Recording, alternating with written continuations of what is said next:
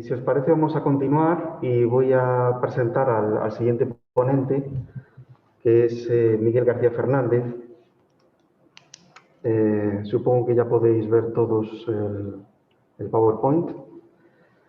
Mientras tanto, pues lo voy presentando. Miguel García Fernández es investigador adscrito al Instituto Padre Sarmiento de Estudios Gallegos del CSIC, en Santiago de Compostela, así como al investigador colaborador del Instituto de Ánimo Galega en la Universidad de Santiago, en los cuales colabora en varios proyectos como la Casa Señorial en Galicia, siglos XIII-XVI, materiales para su estudio, o aproximación ao estudo do notariado e das características da súa produción documental nunha comarca da Galiza medieval, a Terra de Caldelas.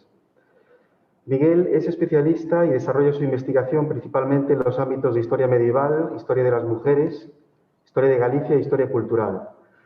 Su tesis doctoral, que defenderá en pocos meses, se centra en la posición de las mujeres en la sociedad medieval a través de un análisis de la práctica testamentaria en la Galicia de los siglos XII a XV. Asimismo, en el marco de estas investigaciones doctorales, viene implementando desde hace varios años 2 repositorios documentales de alto valor histórico y también filológico para el estudio comparado e interdisciplinar de la integración y participación de las mujeres en las relaciones socioeconómicas de la Galicia pleno y bajo medieval. Por una parte, me refiero al corpus corfugal, corpus funerario de Galicia, y por otro, el corteseum, el corpus testamentario de la Europa medieval. Colabora, además, con diferentes grupos y proyectos de investigación, entre otros, además de los ya mencionados, el proyecto al que antes hicimos referencia de Diana Pelaz, Espacios Femeninos Cortesanos, o también el proyecto ERES, Patrimonio Ibérico y Novohispano Antiguo, de la Universidad de Alcalá. Es autor de numerosos artículos de investigación, así como coautor, editor, coordinador de algunas monografías especializadas, como Reinas e Infantas en los Reinos Medievales Ibéricos, Regina Iberie, el poder regio femenino en los reinos medievales peninsulares, As mulleres na historia da Galicia o la reciente Guía para o estudo da prosa galega medieval. Si queréis consultar más datos sobre sus proyectos de investigación y su trayectoria académica, tenéis en el chat 2 links si tenéis curiosidad. En este coloquio, Miguel se centrará, como podéis ver, en la interesantísima figura de doña Aldonza de Mendoza como ejemplo paradigmático del importante papel de las mujeres de la nobleza en los siglos XV y XVI como custodias y transmisoras del saber, facedoras de palabras y de escrituras, como reza el título de la conferencia, y, en definitiva, dinamizadoras de los saberes y de la historia y de la intrahistoria social y cultural de la época. Muchas gracias, Miguel, cuando quieras. Buenas tardes, ¿me escucháis? Ante todo, quiero agradecer las amables y generosísimas palabras de Ricardo en esta presentación y, por supuesto, agradecer a las organizadoras y al organizador, a Belén, a Delfina y a Ricardo, la oportunidad de participar en estas jornadas en las que insistiremos en cómo las mujeres, en este caso las mujeres de la nobleza, tomaron la pluma. Sin embargo, me gustaría en un primer momento destacar que mi contribución, que se marca dentro de la historia de las mujeres, una historia que busca acercarse a la vida cotidiana y a una historia más humanizada y no simplemente que hable de procesos o estructuras, una historia que, por ejemplo, recientemente acaba de salir este libro de Teresa Viñolas, que conoce muy bien la documentación y las cartas femeninas para época medieval, sobre todo ella trabaja en la Corona de Aragón.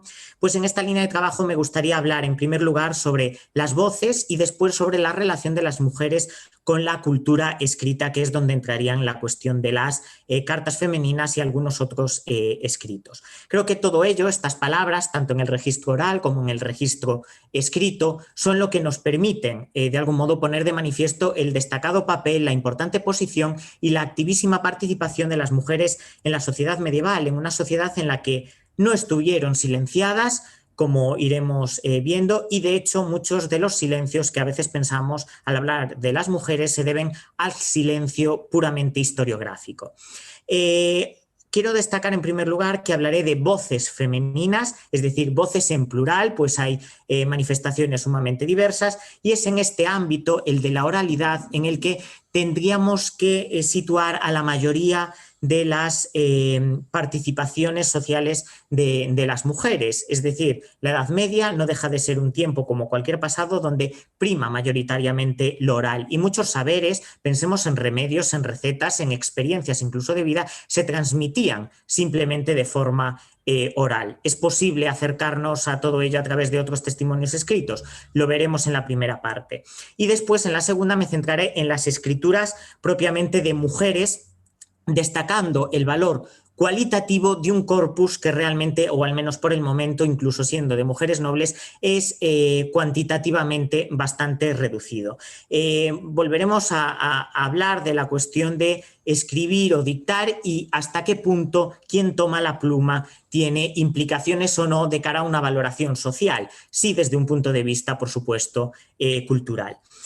Desde el principio quiero dejar clara mi postura en torno a una polémica o algunas consideraciones sobre una evolución en negativo, desde mi punto de vista más teórica que real, de las mujeres de la nobleza en el periodo bajo medieval. Se considera muchas veces que en la alta y en la plena Edad Media tenían de algún modo mejores condiciones que en esa baja Edad Media donde se implantaron los linajes. Desde mi punto de vista, la interpretación hay que analizarla desde otro punto de vista, atendiendo a la adaptación a nuevos contextos en los que veremos a las mujeres ejerciendo el poder social, sobre todo de base relacional, económico, cultural e incluso político. Lo acabamos de ver en la intervención de la profesora Diana Pelaz. Además, muchas veces se acusa cuando se rescatan determinadas figuras de la excepcionalidad femenina, sin embargo, ello no se aplica igualmente a muchos hombres que, siguiendo este criterio, serían igualmente excepcionales y, por lo tanto, cuando vemos que proliferan este tipo de menciones a mujeres ejerciendo el poder, quizá no es tanta la excepcionalidad como preveíamos al principio. Desde mi punto de vista, insisto, no me gusta hablar ni de exclusión ni de marginación progresiva de las mujeres. Tal vez en algunos aspectos, como los repartos de la herencia, estas mujeres nobles se vieron afectadas por procesos de lateralización, pero al igual que sus hermanos varones no primogénitos. Por lo tanto, hemos de replantear todas estas situaciones. Por otra parte, lo que queda claro es que las mujeres ejercieron un poder formal e informal de primer orden y ellas estaban plenamente integradas en la sociedad. Al centrarnos en mujeres nobles, además, lo están en una jerarquía social que las beneficia indudablemente. Quiero intentar aproximarme a las voces femeninas que estarían en ese paisaje sonoro de lo medieval. E insisto, porque es fundamental esa oralidad, aunque en este congreso nos interese después la materialidad escrita. Las mujeres escucharían no solo en sus hogares o en el claustro, sino también en los campos, en las calles, en los propios talleres, en las notarías cuando iban a escriturar diversos actos, en las fiestas, en la corte, junto a esas reinas. De hecho, lo difícil y lo que tendríamos que preguntarnos es dónde no escuchamos voces femeninas. Es posible que en los claustros masculinos no se escuchen, o no muchas, algunas sí, o también en las universidades, aunque algunas excepciones sí que hay. Ya en artículos presentados con anterioridad he insistido en que hay una serie de tipos documentales que nos acercan precisamente a la cuestión de la oralidad femenina. Son, por ejemplo, los procesos judiciales e incluso los testamentos, donde el yo del otorgante es fundamental a pesar de que existe un formulario notarial y puede existir una mediación masculina evidentes. Incluso hay testamentos orales, por lo tanto, que simplemente se reconstruyen a partir de declaraciones de testigo. Por lo tanto, la voz femenina, o al menos ecos y susurros, es posible de recuperarlo. Utilizaré un poco como hilo conductor de esta presentación el caso de doña Aldonza de Mendoza, donde ya anuncio, no tenemos cartas manuscritas de doña Aldonza de Mendoza, no vamos a encontrarlas aquí. Doña Aldonza es una rica dueña castellana que sitúa su vida en el primer tercio del siglo XV, pertenece a los Mendoza de Guadalajara, hija de Diego Hurtado de Mendoza y de una bastarda de Enrique II.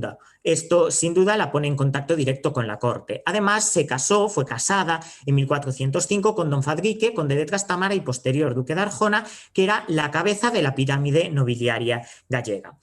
El hecho de que estamos ante una rica propietaria lo van a manifestar diversos testigos en un pleito al que haré mención a continuación. Y de hecho se llega a afirmar que non sopiera, lo dice una mujer, otra dueña más rica que ella afueras de la señora reina.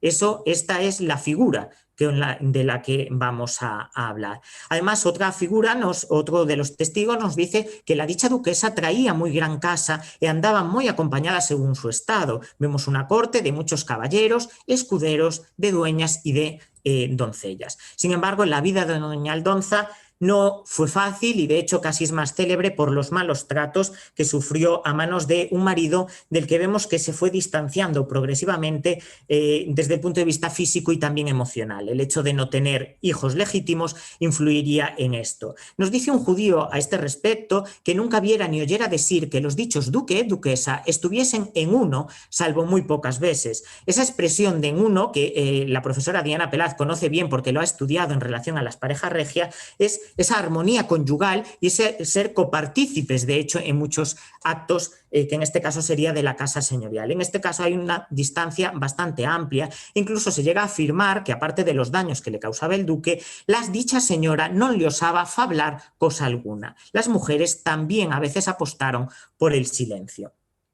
Para recuperar, como digo, la voz de doña Aldonza en el paisaje sonoro medieval, contamos con un pleito que se celebró después de su muerte entre su heredero y la heredera de su marido, doña Beatriz de Castro, y donde diversos testigos nos van a hablar de lo que oyeron decir a la duquesa, es decir, testimonios más o menos directos, y se repiten, por lo tanto, vemos una verosimilitud evidente, o incluso los ecos que van llegando a través de lo que dicen otras mujeres que formaban su casa, como Mesía de Medraño o Catalina Ortiz, que después fue es camarera de la mujer de don Íñigo de Mendoza, pues doña Aldonza era medio hermana del marqués de Santillana.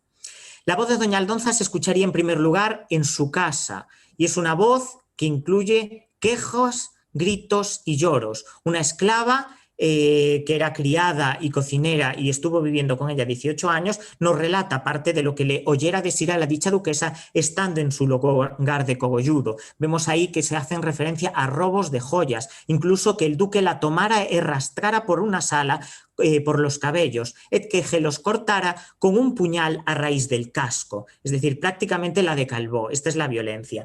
Sin duda, doña Aldonza no duda en silenciar y en manifestar a la gente de su casa todo este tipo de abusos, e incluso la cantidad de dinero que se le roba, que es considerable, y la dicha duquesa lo dijera ansí jurando a Dios.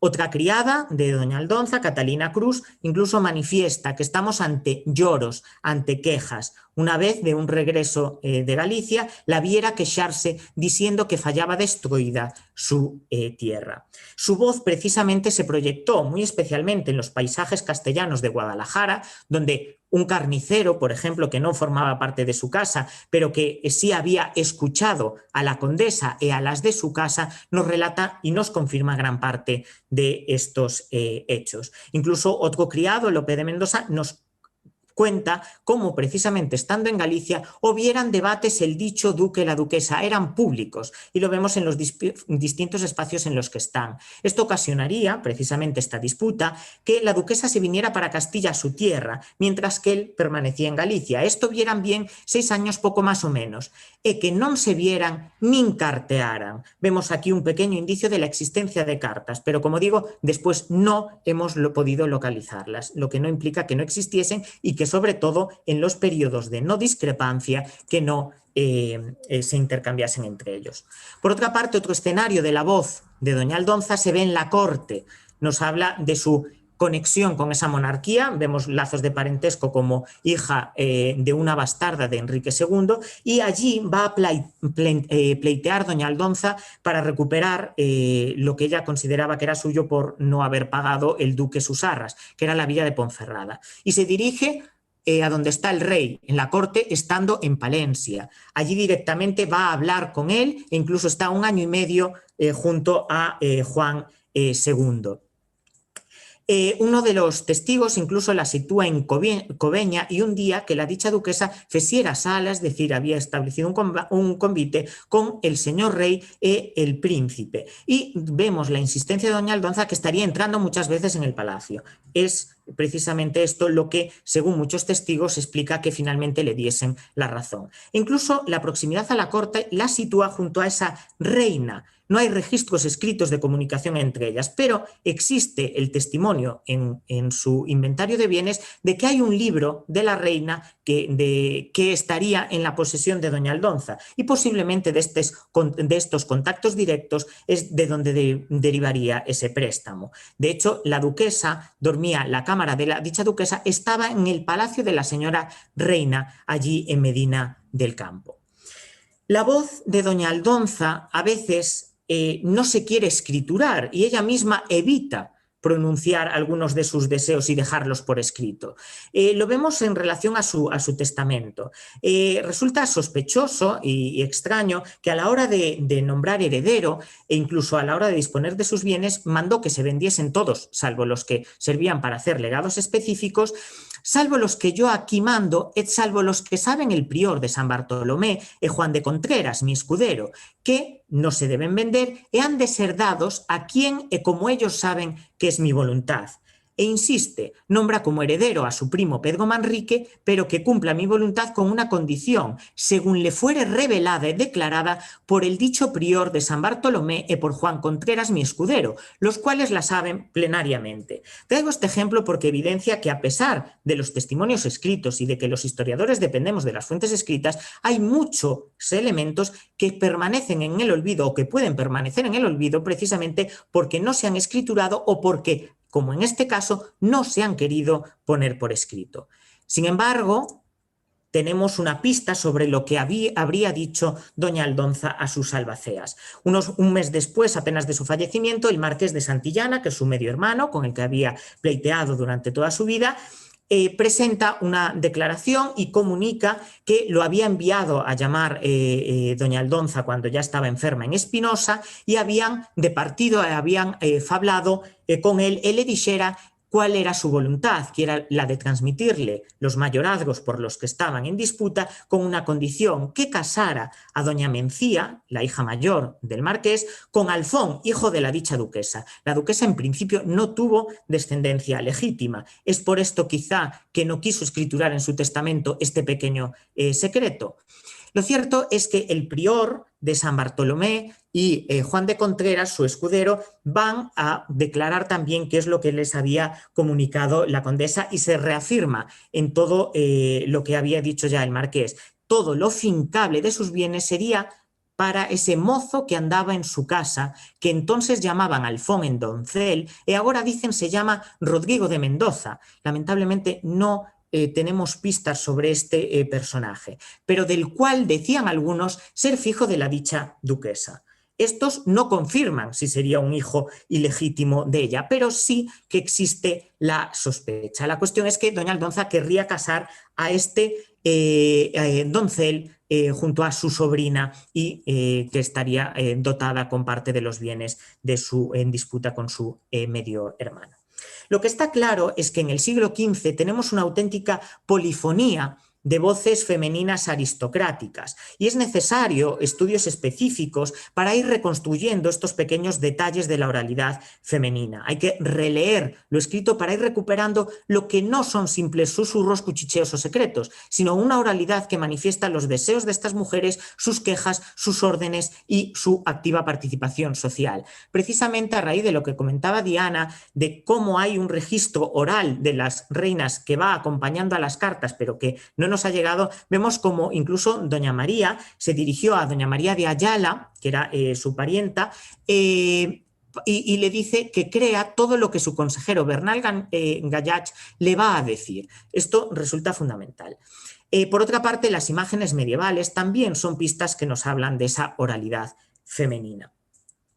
Ya que estamos en un foro en el que compartimos filólogos, escenarios, filólogos, historiadores, es interesante destacar que en este paisaje sonoro es un paisaje sonoro plurilingüe y donde quizá las fuentes escritas nos servirían para ver algunos detalles sobre ese plurilingüismo lingüístico, incluso cómo esa oralidad se refleja en las fuentes. Simplemente un dato anecdótico sobre una mujer noble del siglo XV que utilizaría el gallego, y de hecho se disputa o se discute en realidad la falsedad de un testamento presentado teóricamente de esta mujer, atendiendo a una cuestión que es la siguiente, y es que de Doña Mayor sonaba que no sabía hablar castellano sino gallego cerrado, por ser natural de Galicia, que vivió siempre en el Reino de Galicia sin ir a Castilla y que no, insisten, no sabía hablar gallego sino ese castellano muy cerrado, al igual que el notario que teóricamente habría escriturado ese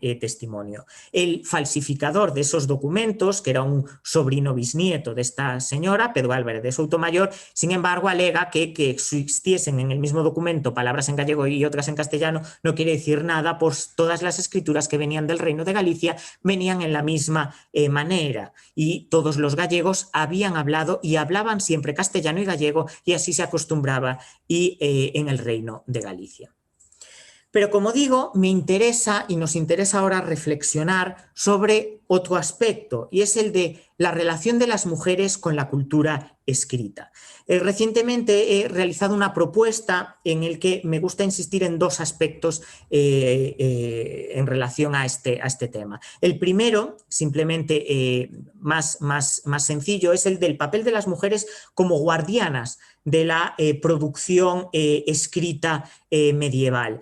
Sin duda vemos numerosas referencias a pequeñas arcas, a cómo estas mujeres almacenaron una serie de escrituras conformando ya pequeños archivos o incluso conformando ya bibliotecas, pero también tenemos indicios donde ellas promocionaron, precisamente para garantizar esa conservación, la existencia, por ejemplo, de traslados, para que no se perdiesen por la humedad, por el fuego, etcétera, etcétera.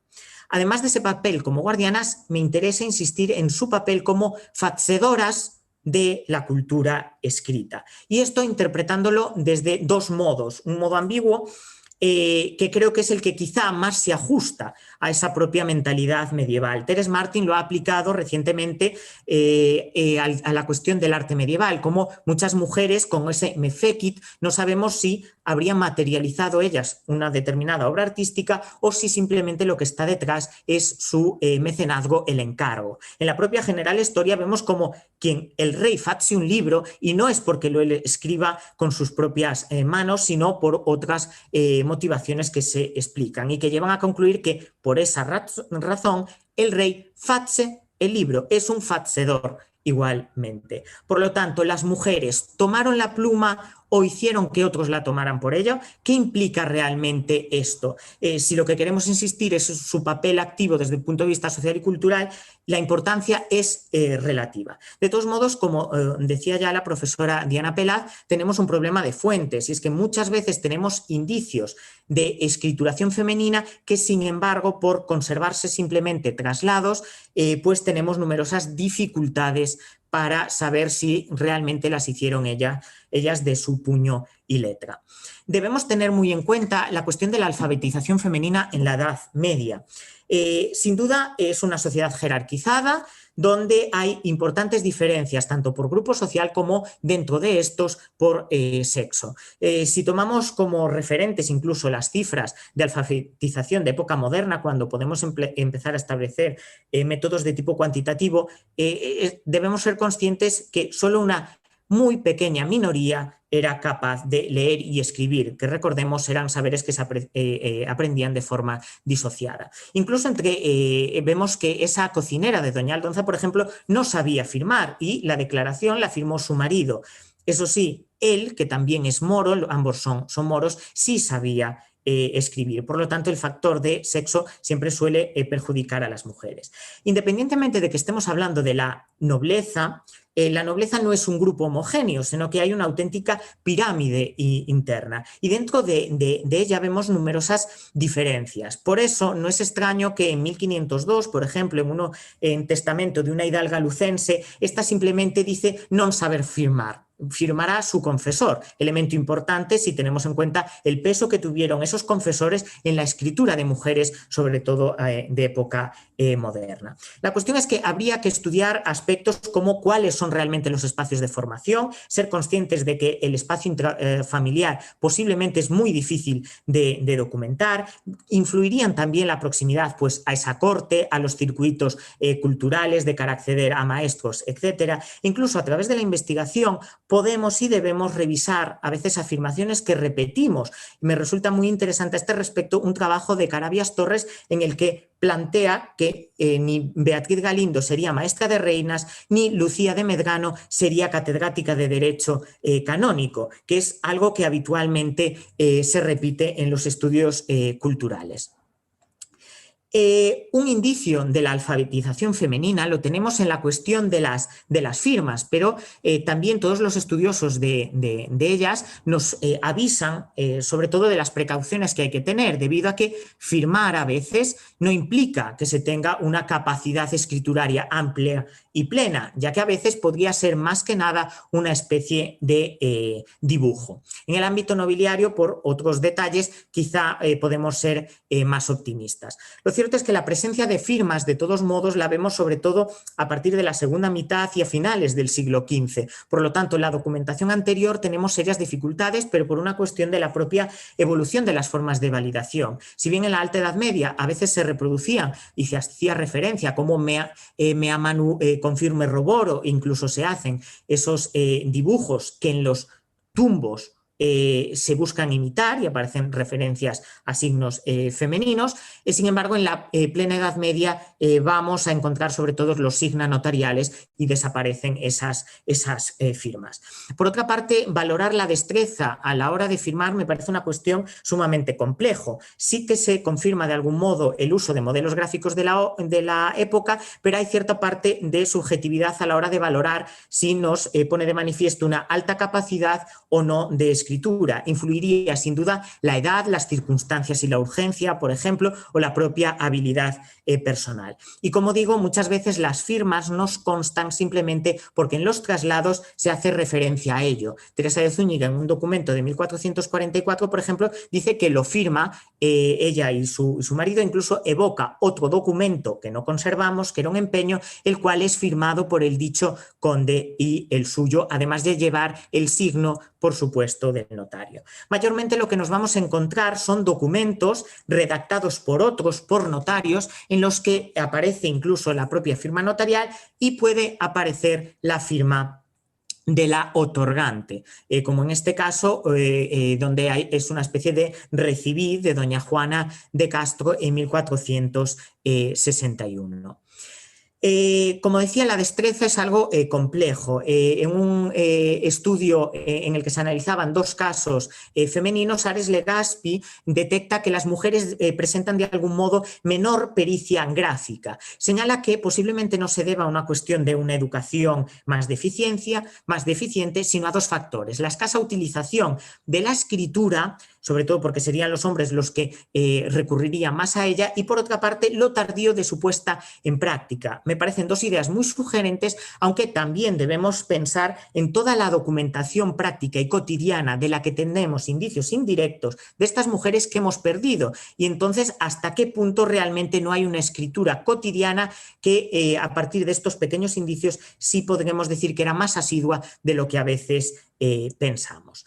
Tenemos aquí algunos ejemplos donde vemos distinta pericia de las manos de estas señoras. En la primera vemos que se utiliza esta fórmula de la triste, que es muy habitual, la utiliza María de Ulloa y sobre todo la utilizan las mujeres viudas. Por ejemplo, doña Teresa de Zúñiga, de la que no he localizado por el momento ningún autógrafo, cuando se hace referencia en traslados a que había firmado, vemos que como viuda firma como la triste condesa de Santa Marta. En el último caso, por ejemplo, que parece una firma bastante ubitativa, hay que pensar que doña Mencía de Quiñones en ese momento está además intentando proteger a sus nietas, era ya una persona mayor, lo que podría explicar también esos trazos. En el caso masculino vemos diversidad en realidad en la manufactura de esas firmas, aunque en general se puede concluir esa alta pericia gráfica de la que nos habla precisamente el investigador Ares Legaspi. Es verdad que tenemos pocos testimonios en donde se incorporen alguna expresión más allá de la firma. Algún caso lo tenemos, por ejemplo, en este ya de 1520, en el que doña Beatriz de Castro, que asume la titularidad de la Casa de Lemos, se dirige a Carlos I y las reales manos de vuestra majestad besa, donde vemos un trazo rápido y en absoluto dubitativo. Los casos inferiores serían masculinos. Vemos que junto a las firmas, pues a veces simplemente que yo le doy estas pequeñas expresiones, pero la carta en general está escrita por un escribano. Los propios monarcas, de ellos conservamos numerosas firmas, no tanto testimonios autógrafos, algunos los tenemos. Claro, es difícil valorar si Isabel la Católica en las dos primeras imágenes escribe realmente de forma dificultosa o si también es una cuestión de urgencia. En el último de los testimonios es de Fernando el Católico y resulta sumamente difícil para transcribir en realidad. En el caso de doña Aldonza, como ya advertí, nos encontramos con una ausencia, tal vez sin remedio, es posible, hay que ser realistas, de autógrafos. Sin embargo, creo que debemos intentar ir a los archivos, hacer búsquedas, a veces por esas carpetas, esos legajos donde aparecen varios o documentación sin clasificar, donde ahí quizá aparezcan estas notas más cotidianas, porque de hecho, además de aquella referencia a que ya no se carteaban, se nos dicen en algún momento de unas cartas de la dicha condesa para el dicho duque que se las habían enviado. ¿Dónde están? ¿Se nos han perdido? Como digo, es posible, pero quizá pueda aparecer algún rastro de las mismas. También en el caso de doña Aldonza es interesante tener un aspecto en cuenta, y es que declara el maestre Mohamed Infante que le habían, declara doña Aldonza en un momento dado que había venido a Galicia, le habían dado unas hierbas de que perdiera los cabellos, que le quedaran las manos non muy ciertas, algunas veces non podía firmar cartas. Directamente aquí doña Aldonza no podía escribir. Sin embargo, volvemos a lo mismo, tomar la pluma a veces tampoco sería necesario, pudiendo delegar dicha acción. Y doña Aldonza, dentro de su casa señorial, tenía escribanos personales. Uno de ellos vivió con ella 15 años y nos comenta cómo era seyendo escribano de la dicha señora et escribiendo sus cartas de ella. En ese contexto dice cómo viera que la dicha duquesa escribiera con este testigo, con él, posiblemente al dictado, algunas cartas mensajeras para el señor adelantado Pedro Manrique. Entre otras cosas que le escribía eran esas quejas. E incluso este momento casi de escena de película donde estaba, mientras escribía, estaba suspirando, sollozando, saliéndosele las lágrimas de los ojos. Posiblemente en estas condiciones estaba dictando doña Aldonza sus cartas. Otro de sus escribanos estuvo 4 años con ellas después de haber quedado viuda. Lo que está claro es que más allá de hacer, lo que está claro es que doña Aldonza fixo facer, es decir, mandó y fue auténtico motor de la generación de numerosas escrituras. Como digo, los testamentos me parecen las que mejor reflejan esa vida personal, ese ejercicio de memoria y que casi son como auténticas cartas, a veces privadas por la importancia de los afectos que se ven en ellos, de estas mujeres. Sin duda sometidos al formulario notarial que tiene un peso evidente. En el caso de doña Aldonza sí conservamos su testamento. De doña Aldonza quedaron registros notariales derivados de los pleitos que, como ya he dicho, mantuvo a lo largo de su vida con Diego Hurtado de Mendoza. Y si leemos estos documentos con atención, lo que podemos ver es cómo circularon requerimientos, cartas, contestaciones, etcétera, de forma sumamente asidua entre doña Aldonza, doña Leonor de la Vega, la madre del marqués de Santillana, o el propio marqués cuando ya fue mayor de edad. Incluso cuando estaba en esa corte donde entraría insistentemente en los palacios del monarca, allí con ella también llevó escrituras, pues doña Aldonza presentó ciertas escrituras ante los de su consejo y le mandaron entregar Ponferrada. En este pleito por el Real del Manzanares con el marqués de Santillana se nos conserva un traslado donde vemos que el rey hace referencia a una carta que le habían enviado doña Aldonza y don Íñigo firmada de sus nombres. Lamentablemente eso no conservamos esas cartas y simplemente traslados y en esta ocasión traslados de traslados. Es interesante además el papel de doña Aldonza de Mendoza a la hora de mandar leer en voz alta determinados textos e incluso mandar que las respuestas se le escribiesen los notarios que tenía a su alrededor. En los palacios, en la casa señorial, estando doña Aldonza de Mendoza, compareció el procurador de Leonor de la Vega y fizo leer por nos los sobredichos notarios escribanos una carta de poder. Es decir, son los notarios los auténticos los que están en contacto directo con estas escrituras. Ellos las mandan leer. Después, leída la dicha carta, la dicha condesa dio en respuesta luego este escrito que se sigue. Daba respuesta y además le pide a los notarios que le dejen una copia para ella, mientras que la otra se mandaría. Esta lectura pública no solo se da dentro de la casa señorial, sino que vemos cómo se pregonan estos textos dentro de las tierras señoriales de doña Aldonza. Así, sentados en su estrado los señores doña Aldonza de Mendoza y su hermano don Íñigo, doña Aldonza mostró esta carta, la lleva consigo, ese papel de custodias y garantes de la conservación de los documentos, y los hizo directamente leer y notificar al pueblo debido a que era una sentencia regia. En el caso de doña Aldonza no solo tiene contacto con estos documentos, estas cartas más privadas, más personales o estos documentos de derecho, sino que doña Aldonza, su relación con la cultura letrada ha sido especialmente destacada por la rica biblioteca que tenía y que ha sido estudiada por Isabel Beceiro, por lo que no me voy a detener especialmente en ella. Simplemente insistir en la diversidad temática y material que tiene esta biblioteca, que se conformaría posiblemente una parte por herencia, es posible que también tuviese una parte activa en la adquisición, el préstamo al que ya he hecho mención de ese libro de la reina con la que compartió espacios también es interesante, e incluso hemos planteado Pablo Otero Piñeiro y yo mismo la cuestión del posible itinerario del libro de Tristán gallego-portugués a los Mendoza a través de doña Aldonza. Lo cierto es que hay unos importantes libros religiosos, uno incluso se dice que era de Santa María de Cogolludo, vemos préstamos por lo tanto con instituciones también religiosas, pero vemos muchos otros libros como un libro de Séneca, uno de la conquista de Troya, los Tristanes, la historia de Amadís o incluso ese Boccaccio ese libro que fabla de las dueñas.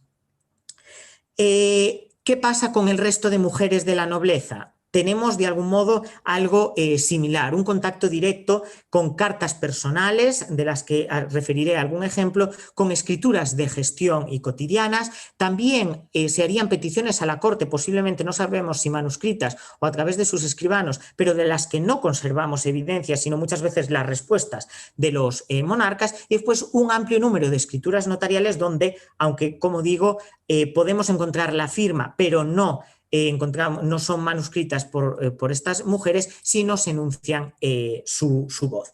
Las cartas de mujeres, cartas privadas en la Corona de Castilla, es casi una búsqueda entre desesperada y pendiente. Cabe pensar que en algún fondo aparecerán algún corpus especialmente destacado. Sin embargo, no sucede lo mismo que en Aragón, donde a veces los miramos con envidia por la gran cantidad de fuentes que tienen. También tenemos muchas menos cartas entre la nobleza que entre las reinas. En los congresos precisamente del proyecto Misiva resulta evidente. Hay muchos ejemplos que son de reinas, pero ¿dónde están las cartas de aristócratas? Sí se ha trabajado en uno de estos congresos, la profesora María Jesús Fuente Pérez, el tema de la correspondencia entre la monarquía y doña Teresa y doña María de Ayala en el monasterio de Santo Domingo la Real. Sin embargo, no conservamos las cartas de ellas, sino las de las monarquías que custodiaron las propias monjas. Sí hay registros de la firma autógrafa de estas señoras bastante, podríamos decir, incluso dubitativa. Más recientemente, Anabel Marín sí ha destacado la conservación dentro de la casa de Medinaceli de unas cartas de las condesas de Feria. Aquí simplemente dos ejemplos donde vemos que la carta está escrita posiblemente por un escribano de la casa señorial, mientras que ellas sí que ponen de manifiesto su firma autógrafa, una de doña Elvira Lasa y otra de toda vuestra servidora Teresa Rodríguez. ¿Qué pasa en el caso gallego, que es el más próximo y en el que me gustaría localizar estas cartas? No me cabe duda de que los caminos estarían llenos de cartas y documentos en constante circulación. Hay, sobre todo, dirigirse a la corte, tenemos indicios indirectos. Sin embargo, ¿dónde están estos testimonios escritos? De momento, la búsqueda es un poco desesperada y nos lleva a comienzos del siglo XVI. Vemos la carta que ya refería de doña Beatriz de Castro, donde, como se puede comprobar, aunque hay esa anotación que ya hemos comentado, el cuerpo de la noticia, donde habla cómo su padre ha muerto y ella pasa a suceder en su casa y en su estado, e incluso doña Beatriz muestra que tengo de usar la fidelidad y el amor como había hecho su padre y sus antecesores a la monarquía, y ella se va a mantener fiel a esa monarquía. Esa escritura ya no procede de la mano de la condesa de Lemos. Sí es interesante destacar un pequeño corpus epistolar en proceso de estudio dentro del marco de las falsificaciones que hicieron en el linaje de los Sotomayor a comienzos del siglo XVI, en el que en un traslado, porque lo único que tenemos es el traslado, se nos comenta cómo al abrir unas arcas tenían numerosas escrituras, algunas son escrituras monásticas de un monasterio como Santa María de Oya. También aparecieron unas cartas. Quien tenía las llaves, por cierto, de esa arca era doña Urraca de Moscoso, la mujer del falsificador de gran parte de esa documentación. El hecho es que doña Urraca envió las llaves, se abrieron y ahí aparecieron 2 cartas escritas por ella misma a su marido e incluso una de la marquesa de Villafranca para el dicho don Pedro. Como el tiempo apremia, simplemente destacar algunos aspectos generales. Se dirige a su marido como señor: beso las manos a vuestra merced por darme alguna cuenta de lo que por el camino pasastes. Nunca os dejan de acontecer mil cosas. En el caso de este señor es cierto, recordemos que don Pedro no solo había asesinado a su madre, sino que fue condenado por ello e incluso por falsificar numerosos documentos. Estaba de hecho exiliado, podríamos decirlo, en Portugal, en el norte de Portugal, y a ello hará referencia a la otra carta. Es curiosa las informaciones que se contiene, pues incluso doña Aldonza parece ser más seca que su marido en la correspondencia, y de hecho reconoce que no me tengáis por tan amorosa como vos. Tengo harta pena que, aunque en las palabras no lo mostré, en mí está encerrado, es decir, por lo menos en su expresión no es capaz de responder como lo hace tan efusivamente su marido. Vuestra merced escribe tantos amores que no sé quien sepa responder a ellos, llega a decir, e incluso, de todos modos, se muestra escéptica, pues reconoce que pienso que palabras nos cuestan nada, y es ciertamente. También comenta cuestiones cotidianas como el calor es tanta acá que no lo pudieras sufrir, e incluso cuestiones de la casa señorial también son tratadas, como la necesidad de 700 ducados que ella considera que solo podrían conseguirse si ella se desplazase, no sabemos si a la corte o a qué lugar, para conseguirlos. El exilio, que podríamos decir involuntario, de Pedro Álvarez de Soutomayor en Portugal, lo vemos en otra de las misivas, en la otra misiva de esta mujer, que dice: no podrá decir Portugal que no tiene más fuerza sus amores que no los míos, pues nunca os podía arrancar de allá por más cartas que vayan. Incluso la correspondencia posiblemente se dio con otros miembros de la aristocracia gallega, pues vemos que el señor Pedro Bermúdez le había escrito comentándole que también había escrito a don Pedro y que sin embargo no habían obtenido respuesta. Vemos que la circulación, aunque no hemos conservado muchas de estas cartas, era asidua. Más allá de cartas privadas, dentro de la Casa Noble, es posible, desde mi punto de vista, que la pluma femenina se concentrase en documentos de gestión cotidiana. Me refiero sobre todo a los dietarios y libros de cuenta. Tenemos una referencia propiamente medieval, que es que doña Urraca de Moscoso, no es la misma que la anterior, es una de sus antepasadas, tenía y nombra en su testamento mis libros de cuentas, que son 2, así uno que traigo continuo conmigo, el hecho de que lo lleve siempre con ella quizás un indicio de que ella va anotando, y otro que hallarán en mi cámara, igualmente es un espacio personal. La cuestión es que no conservamos ningún, por el momento, no hemos documentado ningún libro dietario o de cuentas de mujeres en la Galicia medieval, y el primero que hemos registrado es del siglo XVII y se encuentra actualmente en proceso de estudio en relación también con otro masculino, donde ahí tenemos un ejemplo donde es perfectamente legible y vemos la destreza de la hidalga lucense a la hora de escribirlo. Como digo, pues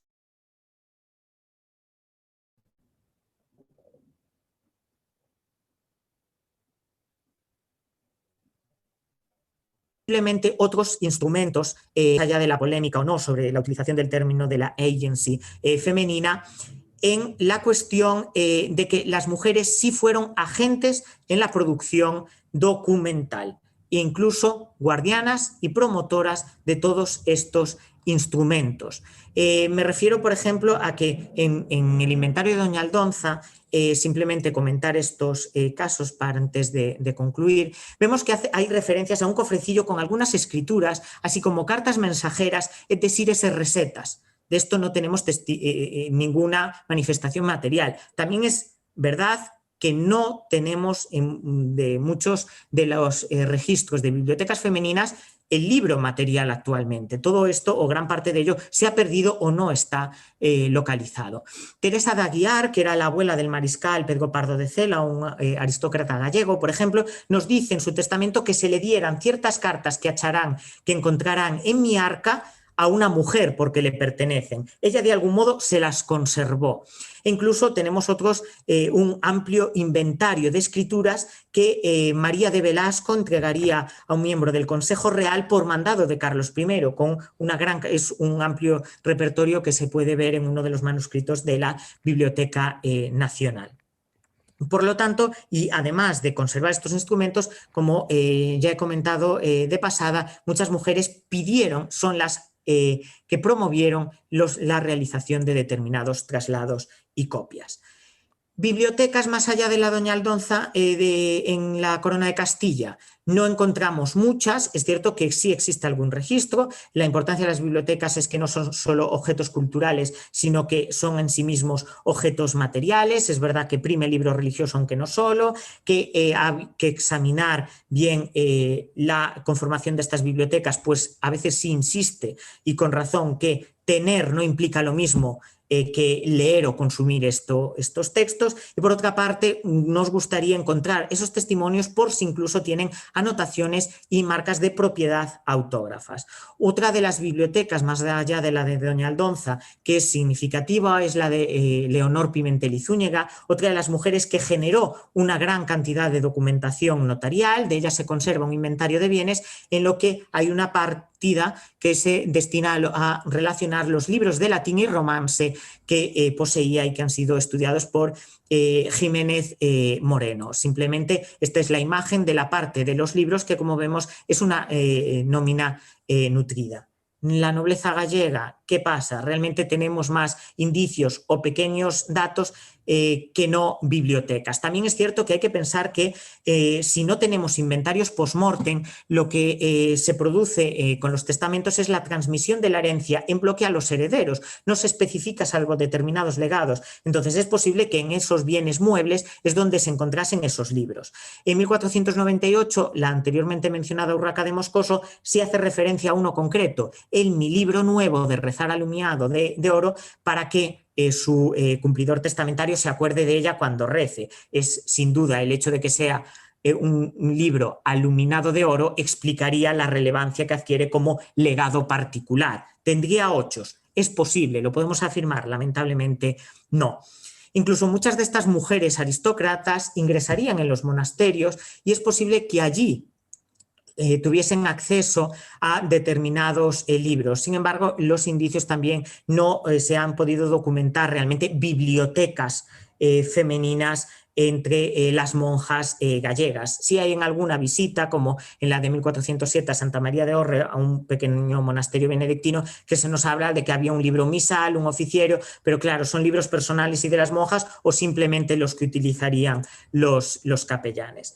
Ya no es una cuestión que me dé tiempo a comentar, pero hay que pensar que estas mujeres que hablaban, estas mujeres que promovieron la cultura escrita, estas mujeres que cogieron la pluma para poner su firma o para hacer otro tipo de textos, también escribirían. Es una cuestión más conocida, así que simplemente citar algunas de esas aristócratas castellanas que cogerían la pluma, como esos poemas que se le atribuyen a Mayor Arias, la mujer del embajador en la corte del Gran Tamerlán, la cuestión de Leonor López de Córdoba, que precisamente su texto, que se considera la primera autobiografía, hay que entender que primero era dictado y segundo es un documento notarial, lo que nos permite reinterpretar precisamente esas escrituras notariales casi como historias de vida y como escrituras de las propias mujeres, aunque ellas no sean las responsables de su factura, de su manufactura. O el caso de Constanza de Castilla, del que traigo aquí unas imágenes de su libro de devociones y oficios que se conserva en la Biblioteca Nacional. En el caso gallego, es verdad que a veces se ha querido ver en las cantigas de Amigo, en esas canciones de mujer, la autoría femenina, pero no existe ninguna prueba que lo respalde, aunque sí existe el papel de las mujeres como promotoras de la lírica gallego-portuguesa desde otro punto de vista, es en el de impulsar a través de las redes de parentesco, etcétera, su difusión por el conjunto de la península. En todo caso, la primera aristócrata autora que tendríamos en Galicia sería doña Isabel de Castro y Andrade, que ya nos sitúa en la segunda mitad del siglo XVI. Por lo tanto, en definitiva, creo que doña Aldonza de Mendoza formó parte y fue partícipe de una sociedad en la que documentamos a las mujeres de la nobleza de tres formas distintas. Primero, como facedoras de palabras en el paisaje sonoro de la Edad Media. Pronunciaron su voz y fueron escuchados, lo cual me parece también relevante. Fueron facedoras de escrituras en esa Edad Media. De ellas concibieron, por lo tanto, la maternidad de muchas de estas escrituras se les debe a ella, más allá de que materializaron una parte o íntegramente algunos de estos textos que necesitamos seguir localizando. Por lo tanto, ellas tomaron la pluma o delegaron la pluma. Y una cuestión que precisamente nos lleva a este aspecto es que las mujeres de la nobleza tuvieron la capacidad y la posibilidad de hacer las dos acciones, de hacerlo por sí mismas o de delegar por gente que tenían próximo. Evidentemente, esto no sucedería en otros grupos sociales. Y finalmente, insistir una vez más en ese papel de guardianas y transmisoras de saberes que en gran medida se transmitirían solo oralmente, pero que a veces también se hacen por documentos y libros en esos protoarchivos o protobibliotecas. De esta forma, más allá de los silencios femeninos, a veces impuestos o autoimpuestos, las fuentes medievales reflejan la importancia de las palabras de las mujeres medievales y su activo papel en la dinamización de todas aquellas plumas que en manos de hombres o mujeres se movieron para generar escrituras de muy diversa naturaleza, desde billetes y notas, que posiblemente son los que menos se nos han conservado, a cartas, obras literarias o, sobre todo, lo que más tenemos, escrituras de aplicación del derecho. No hace esto sino reforzar la cuestión que como historiador me interesa destacar, y es el importante papel que tuvieron las mujeres en el seno de la sociedad medieval peninsular. Muchas gracias. Muchas gracias, Miguel, por esta exposición tan completa. Tenemos por delante 10 minutitos para hacer preguntas a Miguel. ¿Alguna cuestión que nos interese preguntar por chat o por voz? Sí, sí, tenemos tiempo. Belén Almeida, bueno, acaba de entrar una pregunta.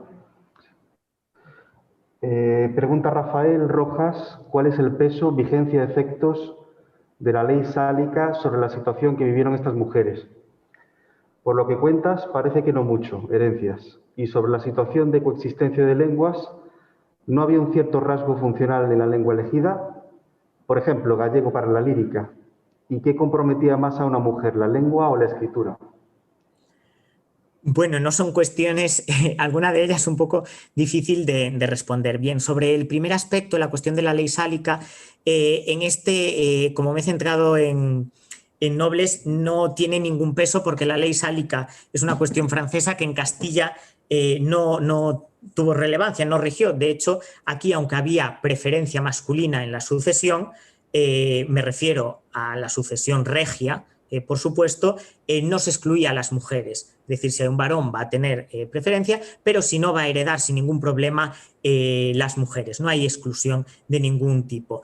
Esto al margen ya de la cuestión de la transmisión de las herencias nobiliarias. En esta, la situación, básicamente, hay que tener en cuenta que en caso de no haber otorgado testamento, el sistema castellano hace que todos los hijos en realidad hereden por igual, salvo que existiesen fundaciones de mayorazgo, etcétera, que hay que centrar solo al final del siglo XV mayormente. Antes no los encontramos o son casos muy excepcionales. Si no, eso, heredarían los hijos por igual. Es verdad que sobre todo entre la aristocracia este tipo de detalles se cuidaban muy mucho porque un reparto igualitario mermaría el peso del linaje. Por lo tanto, se utilizaron mecanismos correctores o mecanismos de distribución desigual de la herencia. Es la implantación de la mejora o, al final de la Edad Media, de esos mayorazgos.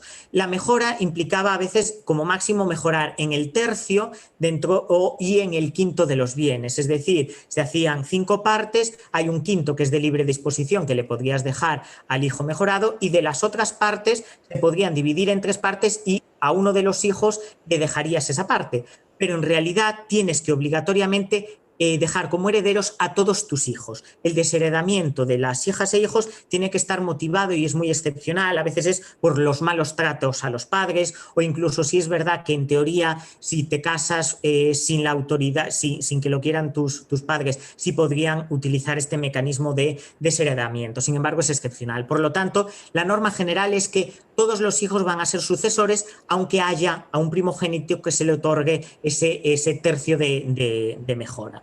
La coexistencia de las...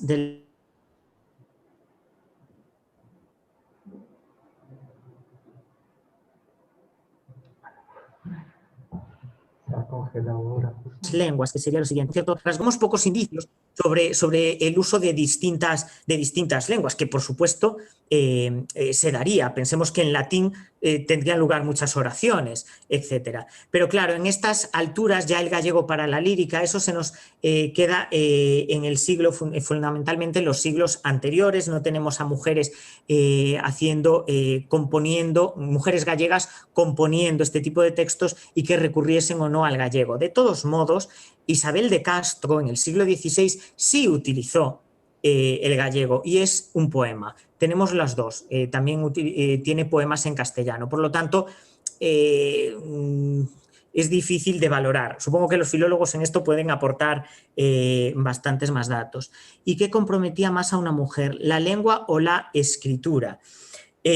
Bueno, eso también es una cuestión compleja, aunque resulta interesante ver que sabiendo que leer y escribir son 2 habilidades que se enseñaban de forma separada. Muchos de los pensadores, sobre todo masculinos, hablan del peligro de las mujeres no solo de acceder a determinadas lecturas, que eso sería más fácil de controlar. Pensemos que te restringen el acceso a determinados libros, si te dan religiosos solo vas a leer lo canónico. Pero lo realmente peligroso es ese dominio de la capacidad de la escritura que tendría menos posibilidades de ser controlado. Uno podría escribir realmente lo que piensa. Por lo tanto, si tienes capacidad de escribir, puedes escribirlo todo. Por lo tanto, la escritura es a veces peligrosa. El hecho de que doña Aldonza tampoco haya querido dejar por escrito su postrimerísima voluntad, también parece ser un indicio de que la escritura la reservamos para que los textos permanecen y también nos gusta ser cuidadoso, porque las palabras, aún lo dice hoy el dicho, se las lleva el viento. La escritura, bueno, los documentos medievales es verdad que muchos han desaparecido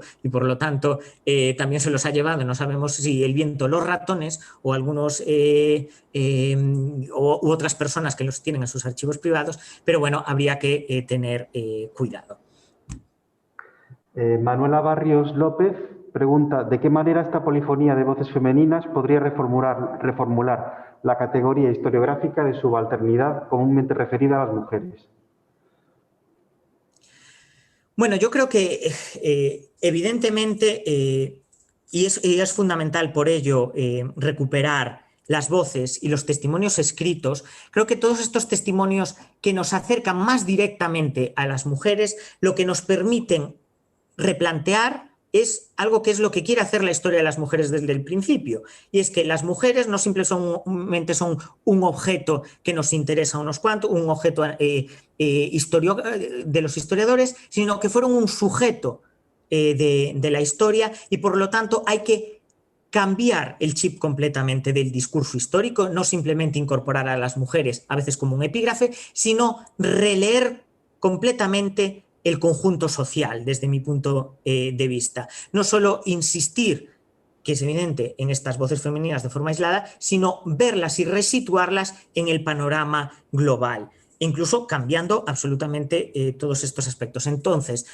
seguir insistiendo en estas cuestiones historiográficas, como digo, cuando vemos que la mujer tiene un peso fundamental, que habla, que protesta, que está en la corte, porque ahí vemos que no simplemente, incluso en una de las declaraciones de doña Aldonza de Mendoza se nos dice que se sabía que había ganado el pleito por estar allí y que se le hacía más caso que a su procurador. Es decir, es ella misma la que se resuelve prácticamente su pleito. Por lo tanto, yo creo que evidentemente todos estos testimonios y esas voces, el problema que tenemos es muchas veces de conservación y de no saber leer las fuentes, es que nos permite cambiar el chip completamente. Y esto lo importante es que lo integremos poco a poco, no en foros específicos, que son necesarios, y siempre reivindicaré que son necesarios los foros específicos sobre estos aspectos de mujer o de historia de género, sino intentar conseguir que se escuche todos estos avances y que nos ayude a replantear absolutamente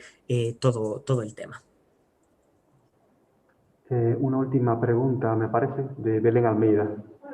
Voy a ir para atrás porque tenemos un micrófono, pero bueno, como somos tan poquita gente, nada, era por lo que has comentado, Miguel. Bueno, me ha encantado la ponencia, muy interesante, pero la verdad es que yo también me planteo mucho. Has hablado de la subjetividad a la hora de valorar la habilidad gráfica, y yo creo que es justamente algo sobre lo que tenemos que trabajar para reducir esa subjetividad. Es decir, ¿no crees que, aparte de, bueno, por supuesto, las malas letras debidas a la vejez, al cansancio, letras temblorosas, ¿no crees que hay alguna manera o deberíamos buscar alguna manera de digamos, si tú crees que se puede pasar de esta subjetividad a una mayor objetividad